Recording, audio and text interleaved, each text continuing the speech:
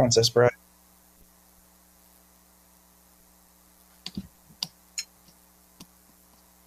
Hey everybody! Welcome back to LAC Comedy. This is LA Connection's YouTube channel.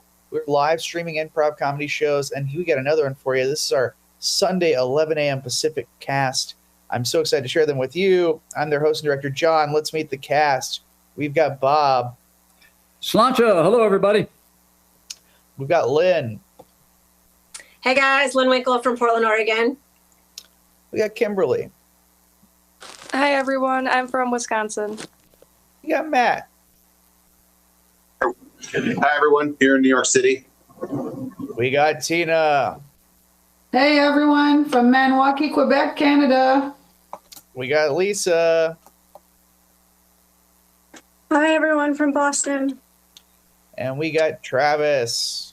Hello, everyone. Thank you for joining us here today on Sunday mid-morning instead of tending to your spiritual needs. Okay, great. They're not mutually exclusive. Let's jump right in. Our first game is called Opening Lines.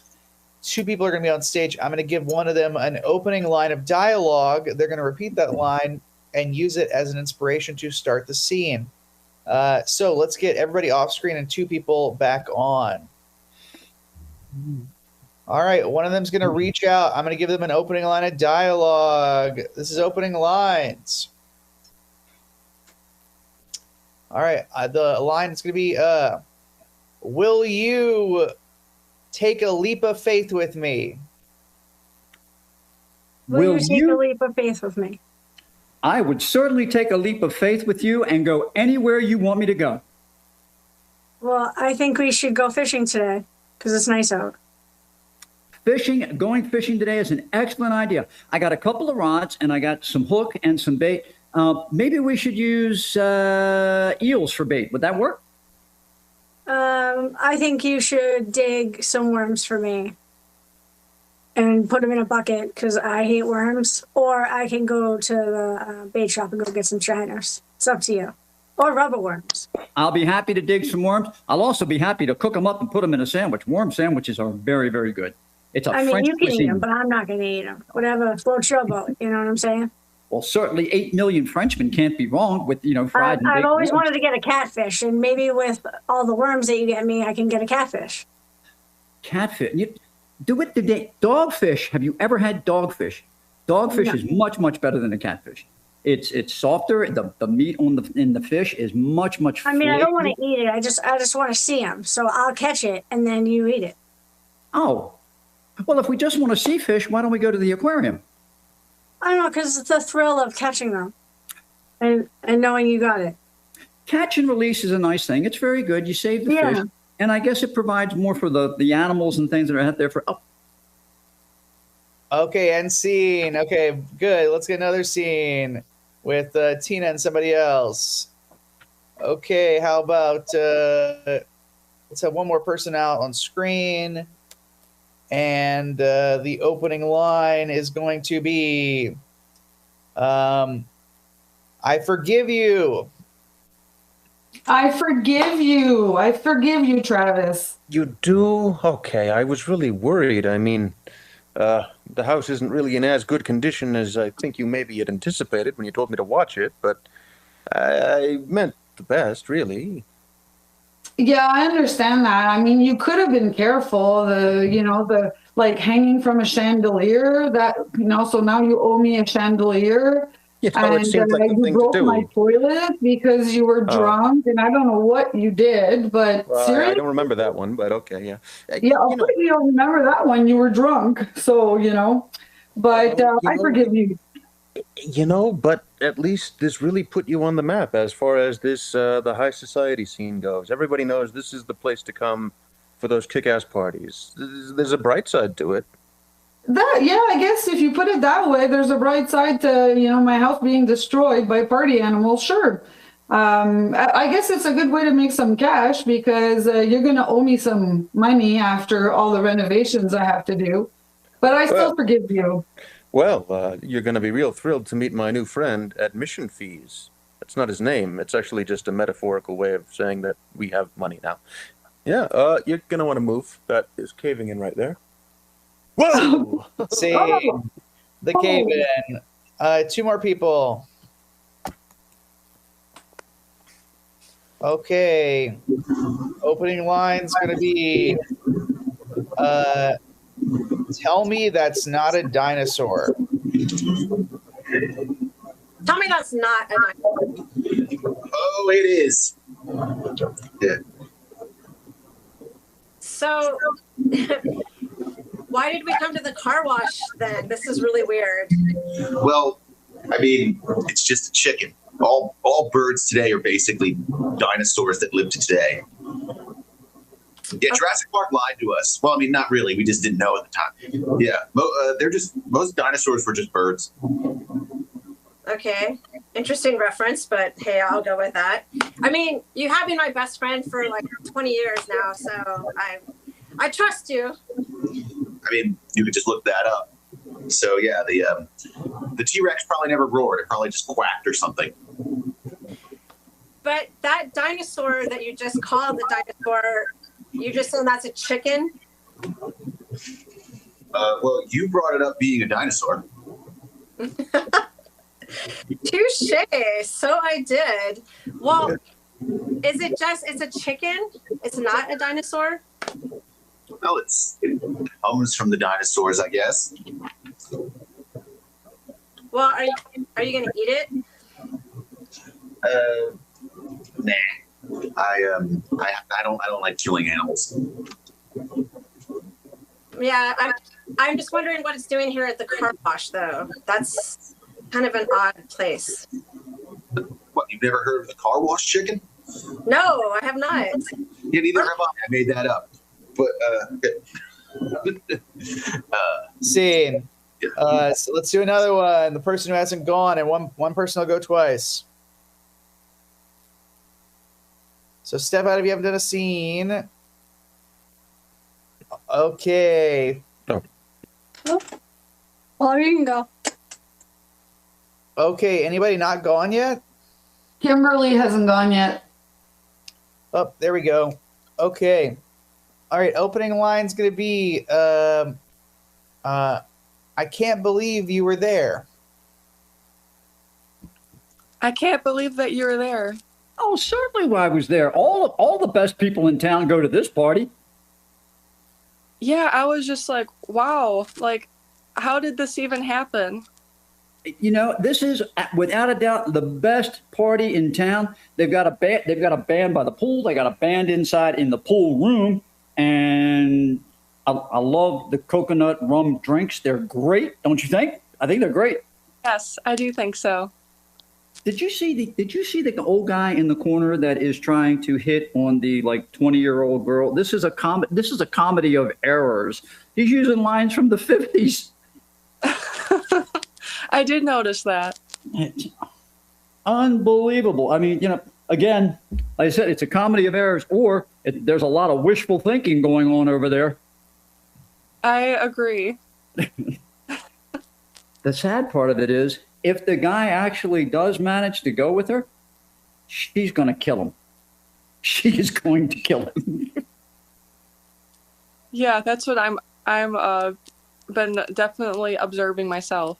So, hey, did you see the caterers over there and the by the with the little pizza things on the table?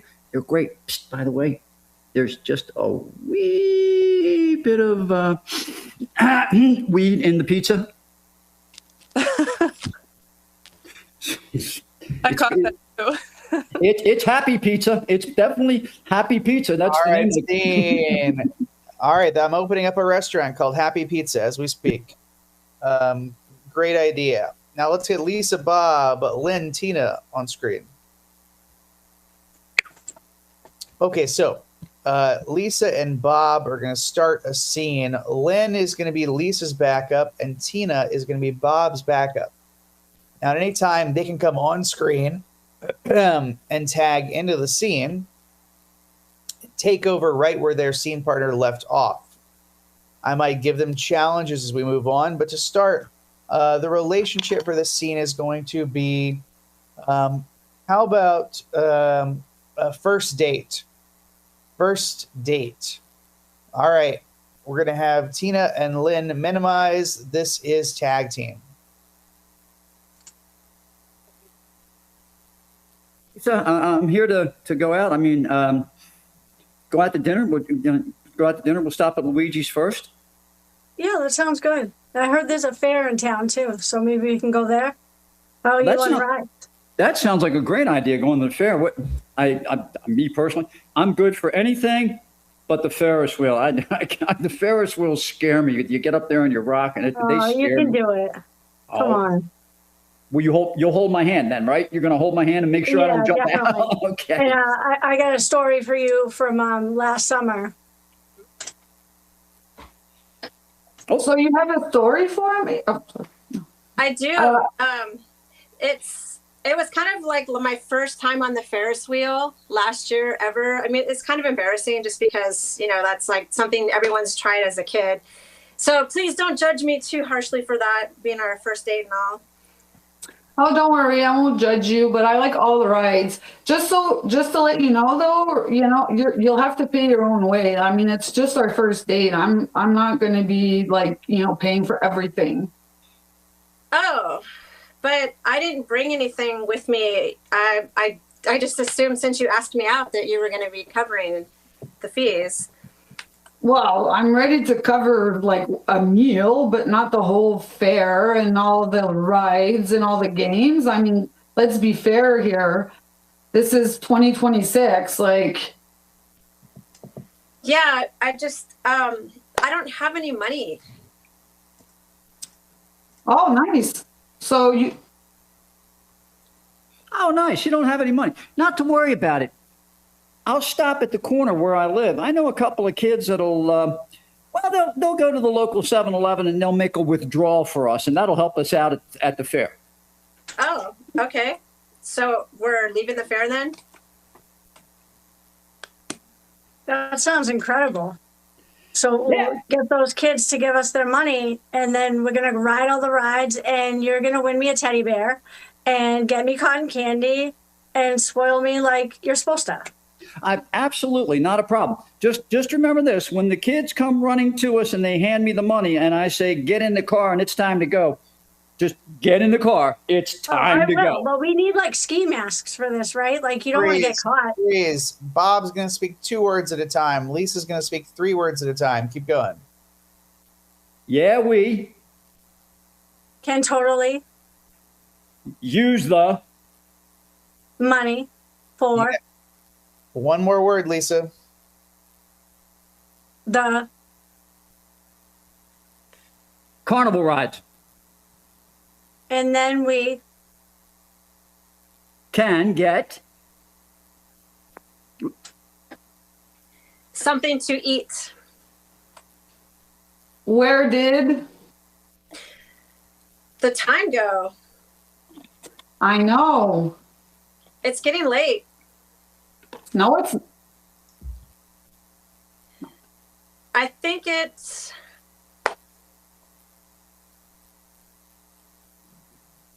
Had fun. Yes, for sure. Let's do the bumper cars next. Great idea. Yeah, it is. Wear your helmet. I don't have. Need one. That's true. Really. All right, lose the numbers. Now you got to sing everything you want to say. Let's go win me a teddy bear next, please. I don't feel like trying a game. Oh, but you can. I have so much faith in you. It's going to be so much fun. You better win me that teddy bear. I will go to the teddy bear stand and I will throw balls at the milk cans and knock them down for you. Great, because if you don't, you're not getting lucky.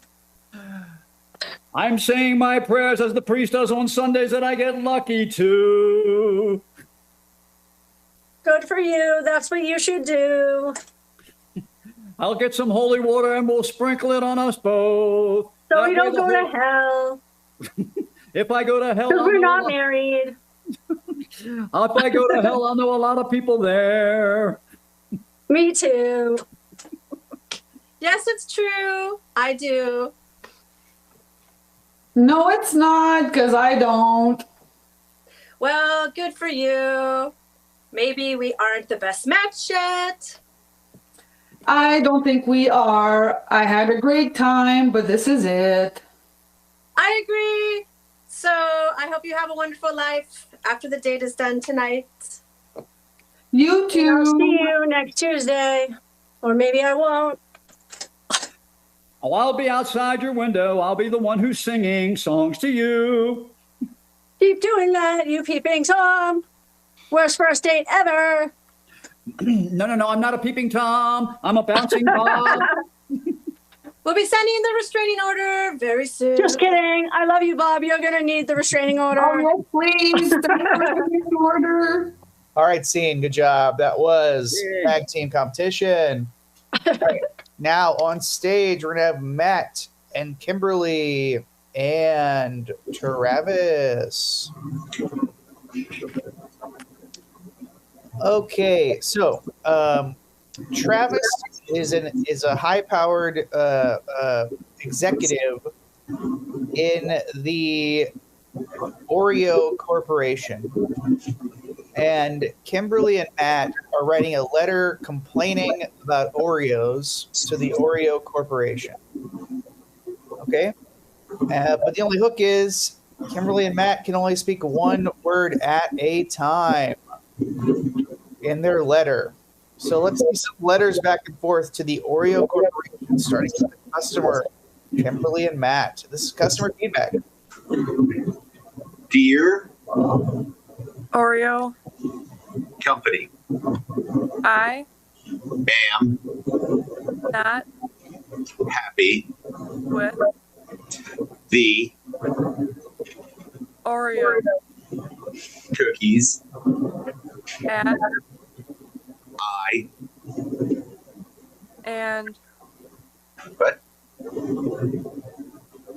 didn't hear you. So So I will file a document of reporting my awful cookies.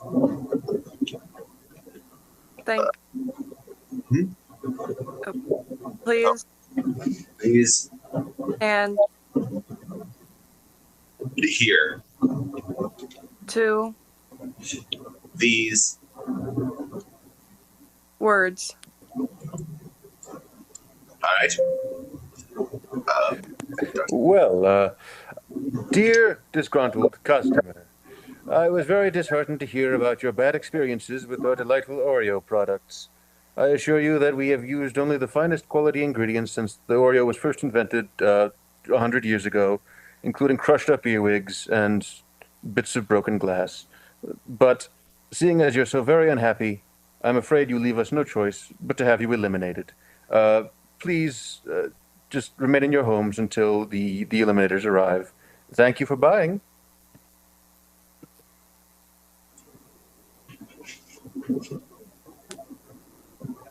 Dear Oreo, CEO, I am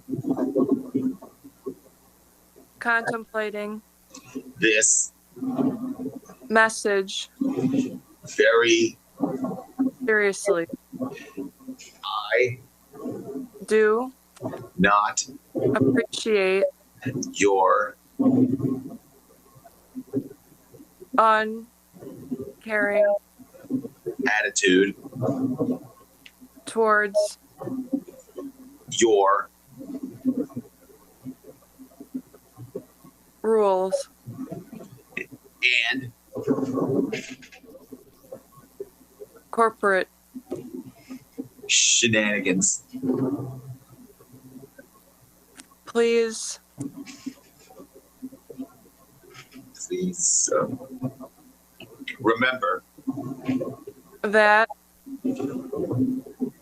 I do not like Oreos.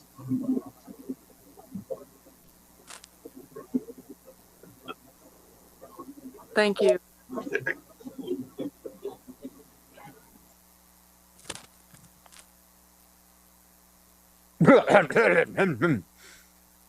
Dear disgruntled customers, allow me to apologize for the last note sent to you by a representative of our office. He was going through some issues, and I'm afraid he said some things that do not represent the views of the Oreo Corporation. Allow me to offer you my most heartfelt apologies for that, and also for the difficulties you've had with our fine products. I am prepared to do whatever it takes to make this right. Could I send you a truckload of our fine products? Would that go any way to smooth over the trouble we're having? Trust me, customer service is one of the things we care very much about in this company. We love you so very much, really. In waiting your response with bells on my toes. Thank you, Executive Number 2.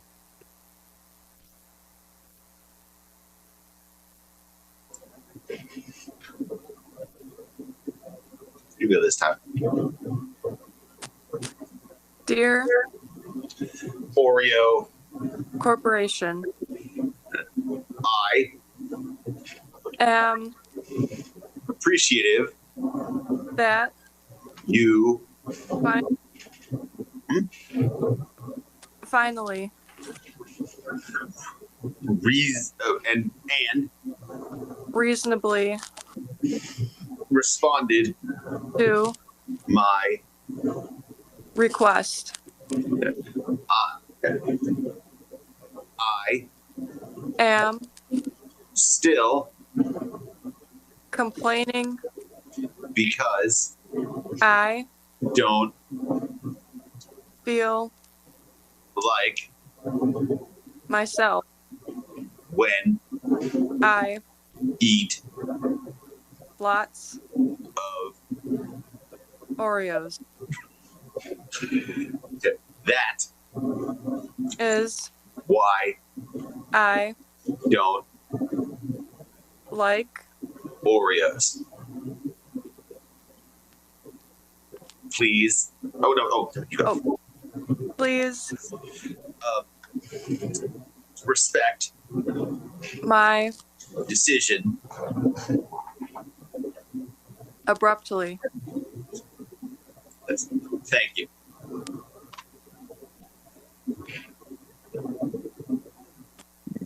Dear disgruntled customers, allow me to apologize for the note sent by the 2 previous executives, neither of whom represents the views of the Oreo Corporation. It's not in our habit to eliminate people who complain. It's also not in our habit to ever give away anything free. Instead, to comply with your demands, we are packing up every single Oreo in the state and leaving. Good luck dealing with the angry mobs that will ensue from this decision. We're going to go try to sell some more Oreos in Alaska, where we understand they are more appreciated. Goodbye, forever. All right, and scene, you've ruined the Oreo Corporation. Our main sponsor for this show. Let's get around stage. This game's called Back in My Day. Each performer is going to tell us what life was like when they were younger, and they will be inspired by something the previous person said. To get them started, I will give them the suggestion of a tambourine. A tambourine. All right, this is Back in My Day. Back in my didn't have tambourines. We only had sticks to make sound. So that was our band. Back in my day, we didn't have sticks to make sound. All sticks were silent. We still can't explain it. Back in my day, we didn't even have trees to get sticks from. Back in my day, we used to pick up 2 rocks and clack them together and pound out the beat. Back in my day, we didn't have the beat. All this crazy Kerouac and William Burroughs stuff. No, back in my day, the only kind of music we had was good old-fashioned prayer music, going to the church every day. Back in my day, we didn't even have church. The only music we had was fart arms. Or arm farts. Sorry.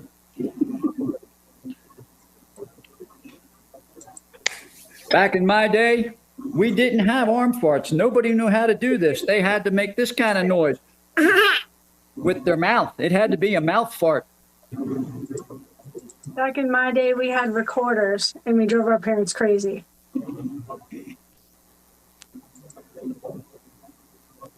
Back in my day, we couldn't drive up anywhere. We had to get around on unicycles. Back in my day, our only way of traveling was on trampoline. Back in my day, I had a Huffy radio bike and thought I was the coolest kid in the neighborhood. Back in my day, a radio? What's that? I never heard of a radio. Back in my day, if you wanted to talk to somebody, 2 tin cans and a piece of string. Hello? Hello? Back in my day, we didn't have tin cans. They were made of something called osmium. Yeah, back in my day, we didn't have osmium. All the food came packaged in old. Back in my day, I had an uncle that was abducted by the Osmians and taken to wherever they live.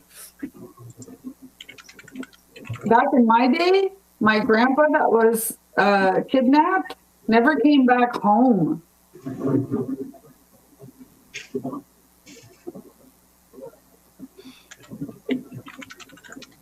Back in my day, when Grandpa didn't make it back home, Grandma jumped out on the back porch and started singing "Happy Days Are Here Again."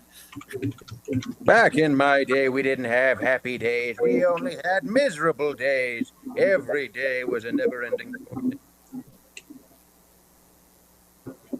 Back in my day, it was the same thing. It was miserable. We had to do laundry on those, those boards, and our knuckles bled, and clothes wasn't clean. It was awful. Back in my day, we didn't even have washboards. We had to take our laundry to the river, which is a 2-mile hike. Back in my day, our only way of safety was climbing trees. Back in my day, we didn't have trees to climb. You either knew how to face climb a cliff or you were out of luck. Back in my day, we did lose a lot of people. We had to hide in the swamps.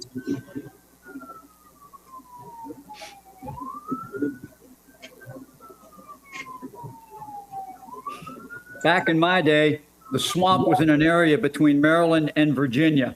I think it's still there. It's still a swamp. Back in my day, we didn't have Maryland. We couldn't afford to be merry because, as I previously mentioned, we were very miserable. We called it Miseryland instead. Back in my day, we had to drink the swamp water. That's all we had to drink. We had to clean it out with like a cup that had holes in it to try to get the worst of the bacteria out. But yeah, that's what we drank. Back in my day, we discovered if you take the swamp water and you let it sit down in the well for a while, it ferments and you got a good batch of swamp jack. Back in my day, we didn't have Swamp Jack. We only had Swamp Johnny Walker. Back in my day, I'm lucky we had that because that made me forget all our misery. And luckily, many years have gone by without me remembering anything. Yeah, back in my day, when we played in the swamp, we drank Goldschlager, that stuff with the flakes, and we didn't remember anything. Back in my day, we used to enhance the gulch water with some mushrooms. So what you forgot, you didn't care about because it looked pretty. Yeah. Back in my day, I remember that. But we also would roll the leaves from outside and smoke those. So it was fabulous. I don't remember the last 20 years of my life. And that's back in my day. Who does? Who remembers the last 20 years of their lives? Come on. It's an unreasonable demand. Didn't take my Prevagen. I don't remember the last 20 years of my life for real. Yeah, what happened in the last 20 days? Come on. Now we're going to, luckily, we've all read a book, and we're going to put together and discuss that book in a book club. Bob's going to lead the book club, and I'm going to come up with the title of the book right now. So the title of the book is The Last Ant in the Anthill. The Last Ant in the Anthill. All right, this is book club. Well, hi. I'm glad everybody came in today, and it's good to see you all. There's some beverages and some snacks over there. We're going to talk about Mr. John Smith's book, The Last Ant in the Anthill, which I thought was a great metaphorical story about society and just how we live as people. So I'll kick it off there. Anybody want to jump in and comment? I think you should go ahead. Well, I was expecting it to be more about ants. It took me until I was around a third of the way through the book before I realized the title is a complete metaphor. And while ants do appear, it's sort of just there to be the scene that establishes the title. I don't know. I just expected it to be a little more animal related instead of the sci-fi romp we got. Travis, what you wanted to say? What did you think? Yes, I thought that honestly, going in, I was expecting it to be more about his parents' siblings, because I am not very good with spelling, you see. But I agree. Once it was pointed out to me that the title, in fact, referred to the hymenopteran insects that we call ants, I was surprised to see they don't really turn up much except in a metaphorical thing. I'd never heard of a book using metaphor to convey an image, but once I gave it that thought, I have to admit, it did seem really to hit me in my feels, in my core area. The idea of being the last of a very social creature stuck in this dead ruin of an anthill, as we see in the main character's dream. It is a profound statement about how isolating society can be for us. All of us trapped in our own little dead anthills, screaming out for attention that can never come, and so on and so forth. That's a good observation. I think the author made them fire ants so that they had a means to maybe strike back at society, because fire ants can be dangerous. I don't know. Tina, what do you think? I agree. I actually could completely relate to this book, because yes, I believe that the fire ants are there kind of asking to kind of control the whole thing, and one last ant fights for the rest. So we are often an army of one. I very much related to that book. It really hit home, and I realized that I'm like a fire ant. I'm fiery, and you kind of want to jump there in the world and punch some people out, make sure that you're noticed, and yeah, I get that. That's a good point. I think that's true. I was also curious as the main character that kept seeing himself just couldn't break free of working for the queen in that metaphor there. Lynn, what do you think? Yeah, but I have to say my favorite part of the book was when the main character was having the dream and they were articulating like this magical dance sequence. So that I like that part just because I felt like it took us away from the seriousness of the book. So that really stuck out to me. That's a good point. I think that's another good commentary about society. We seek to find our moments of fun and happiness. Kim, what do you think? What did you feel about the book? I thought the book was a really personal read. A lot of internal excitement as well as external.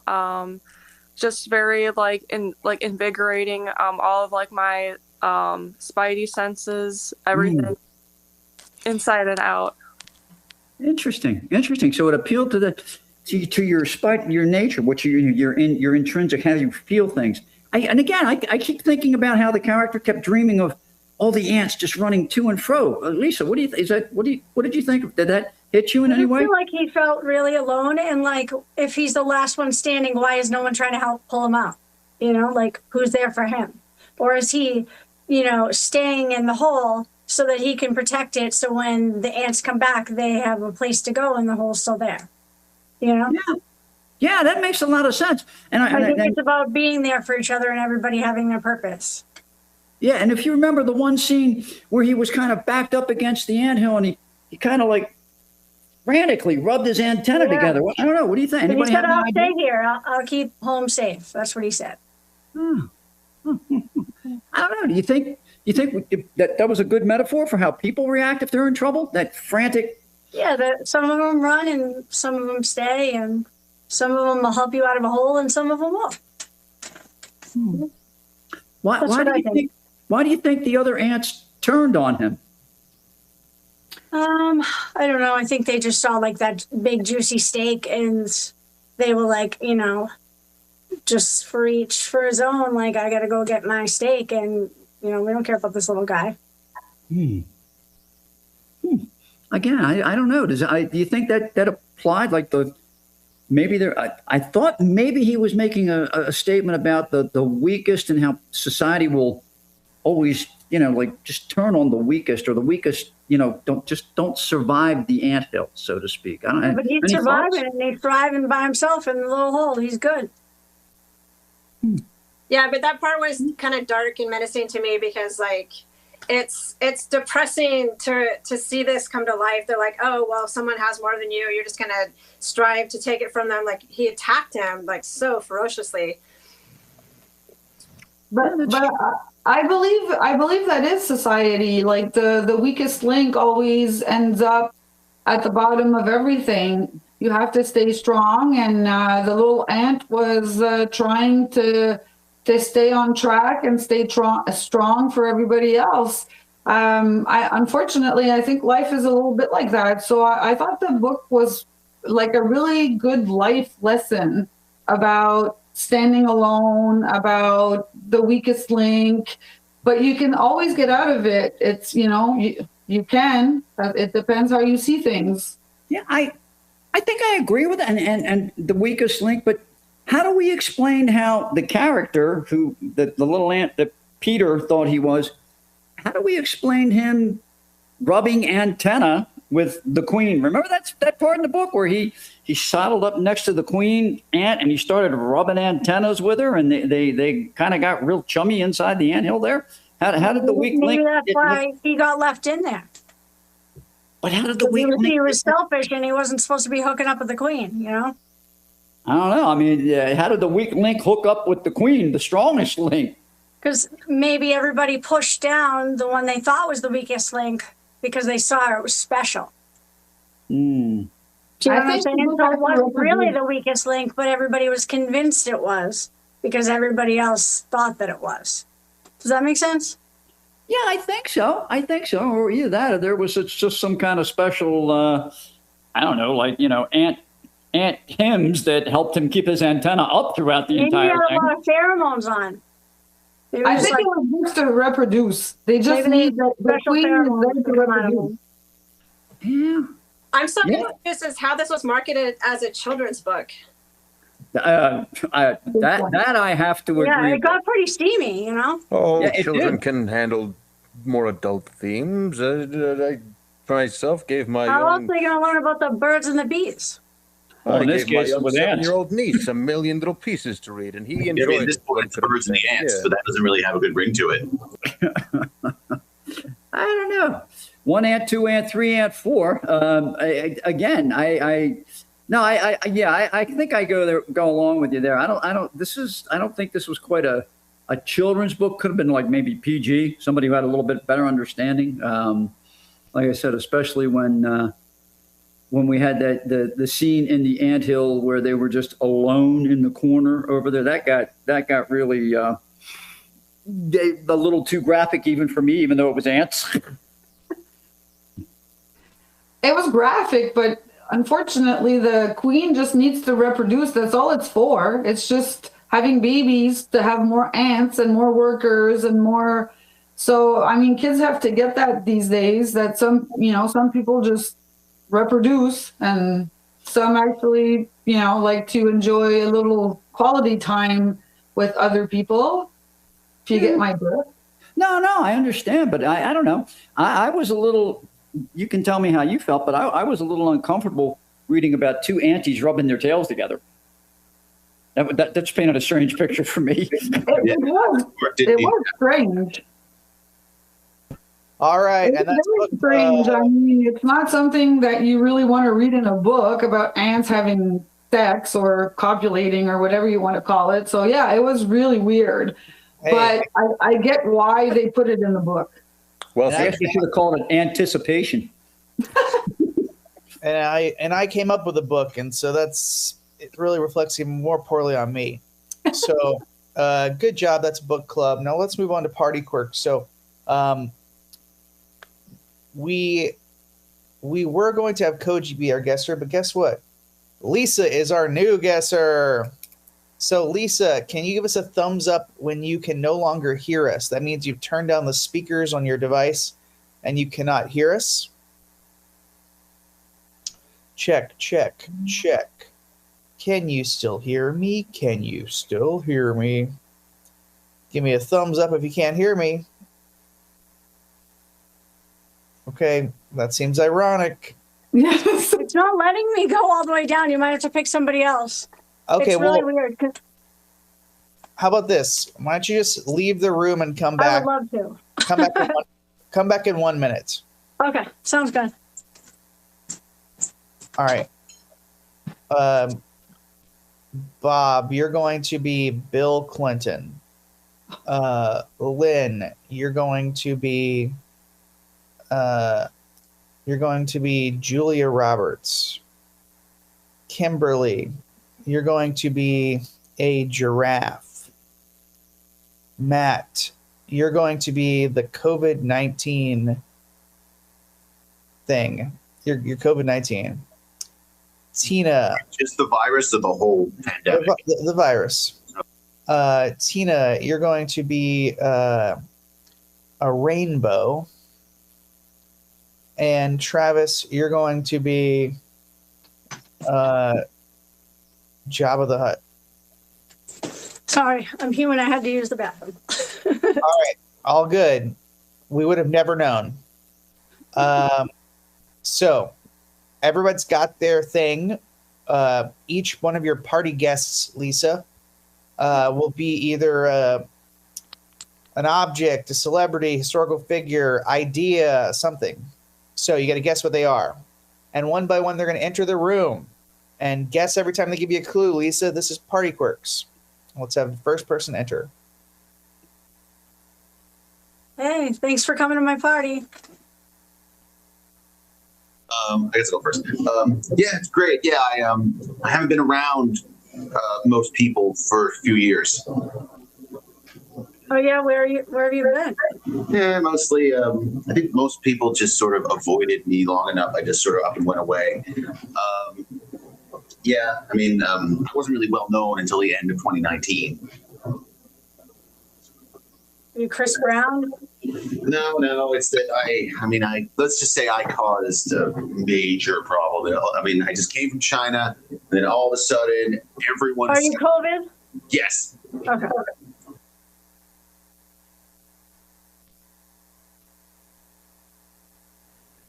Hey, Lisa. Thanks for having me at this party.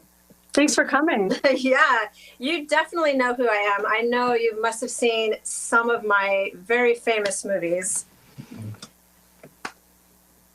Oh, yeah? What kind of category would you say? Oh, just all kinds. Romantic comedies. I've done some more serious roles. And, you know, what really makes me stand out is my beautiful red hair. I don't know why I keep thinking of Death Becomes Her and Goldie Hawn, but she doesn't have red hair anymore. What is red hair? This is a tough one. And you might also know that my teeth have been insured for $30 million. I mean, and I like of a redhead with like a grill. I mean, I also don't like know. to knit. I knit on set. Kind of one of my things that I do. You knit on set and you're a redhead. You're at my party. You know, I played this like back in the day. This like fun-loving. Are you Drew Barrymore? No. Damn it. She's not redhead, but it was close. She's fun loving. All right. This is funny.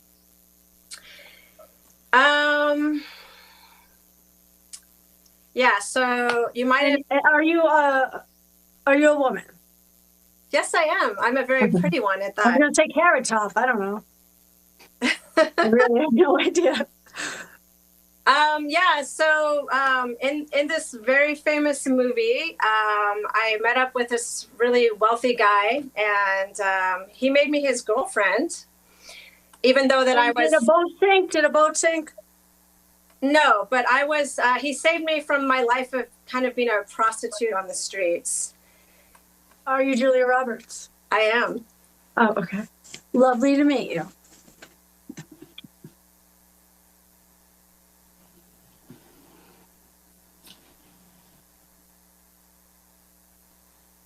Hi, Bob. Your mic's off.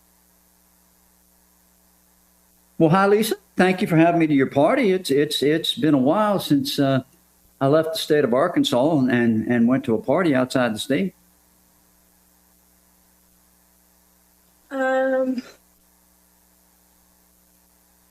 So I'm happy that you're here, but what do you do in Arkansas?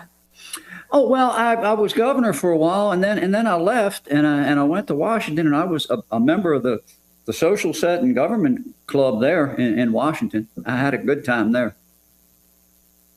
You're gonna have to give me a lot of clues. Not great with politics. I used to love to entertain people in the Oval Office.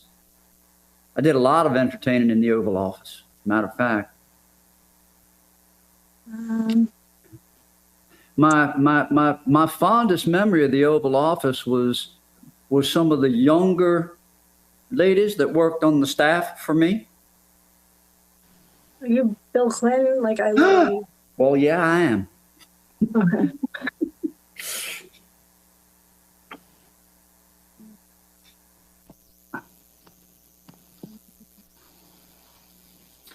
Hi, Lisa. Thank you so much for having me over. Thanks for coming. How are you? I'm good. Why don't you tell me a little bit about yourself? Well, I always come after the rain. I'm full of colors. Are you a rainbow? That was fast. Yes.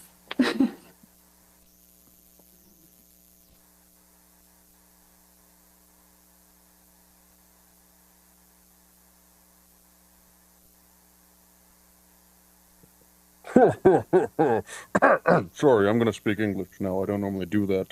But thanks for Hey, inviting thanks for me. coming to my party. Yeah, sure. It was great. I really needed to come here after I was done freezing Han Solo. Okay, so we're doing some. So you were on the movie Star Wars? Yeah. Have you seen my little giggling monkey monster thing? I brought him in here, and he seems to have gotten away. Are you R2D2? No, not Obi-Wan quite. Kenobi? I did have him as a waiter for a little bit, but no. I don't know all of them in that. Are you Yoda? No, sorry. You know me. I'm like the big fun guy. Yeah. Oh. Are you Chewbacca? No. In fact, I hate that guy. I froze his buddy Han, and I stuck him on my wall for a little bit. Yeah, I don't really. A lot of Star Wars stuff. I wish I did, but.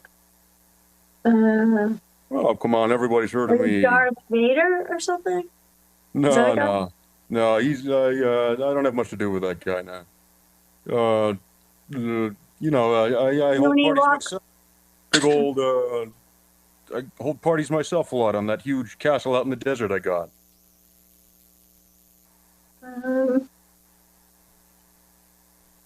I'm gonna give me some clues to your name. What does it rhyme with? I don't know. Crappa?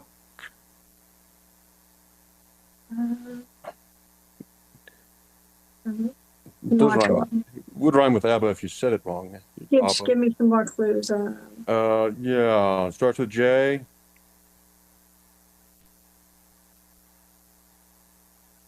I'm not sure. Okay. Can we pass you? Can I what? Maybe it'll come back to me. Sure thing, boss. I'm just gonna slither over here.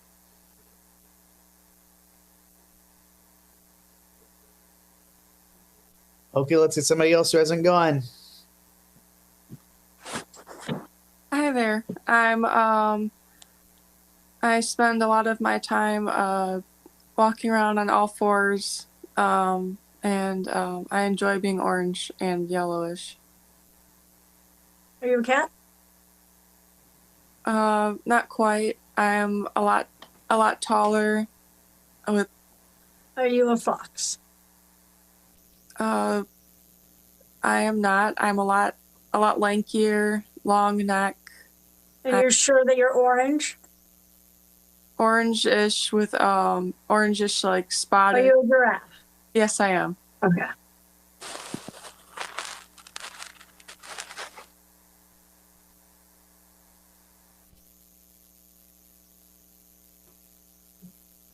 Anybody else not gone, or we need to go back to Travis? I think we gotta go back to Travis, but I don't know if I'm ever gonna get it. Well, this is gonna be great. Yeah. All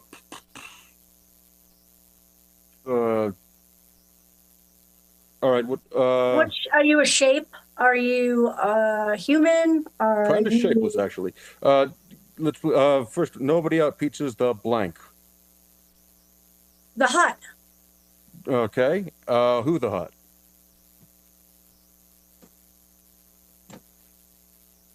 Han Solo. Not That's quite. another. Is that another Star Wars? Different character. Trying real hard not to give up here. Uh-huh. What's a boxing swing type punch that's also a name for a vaccination? Hawks. No. Punch. When you punch really short, quick punch, it's called A Jabberwocky. A jab. put them together. That A Jabberhut. ah. Oh, Sure, I forgot why about not? that. I gotta brush up on my Star Wars knowledge. We'll go with that. Why not? Why not? It's All right, got we'll all the syllables in there somewhere. We'll take it. We'll take it. Okay, and that is Party Quirks, and that's our show. Everybody come on stage. Come take a bow.